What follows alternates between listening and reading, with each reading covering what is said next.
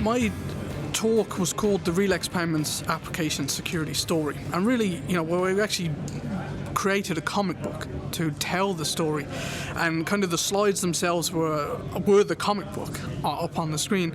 But really, what I was trying to do was explain to people that building an application security program is a potentially scary thing to do, and in the early days it might feel like you're getting nowhere.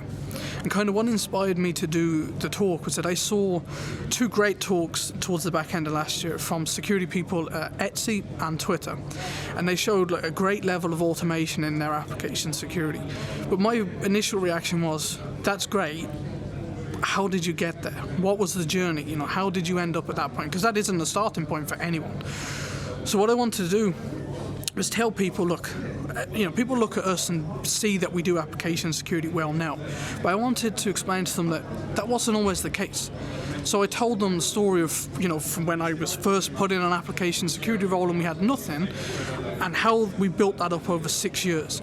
And the things that worked well, the things that didn't work well, and what I would do differently if I could do it all over again. My name is David Rook, and I'm the application security lead at a company called Real X Payments. So I work in Dublin for Real X, and over the past 6.5 years, I've been responsible for application security in the business. So what you'll see in this talk today is how I built our application security program from nothing right the way through to where we are today.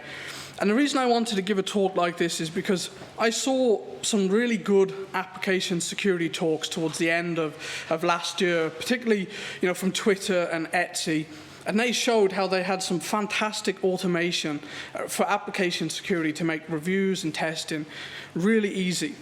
But the first question I asked when I saw those was, what I'd be more interested in is how you got to that point. How did Etsy and Twitter develop their application security over the years to get to that point? We're not quite at the same level as those guys yet, but you'll see later in the talk we're getting close to it.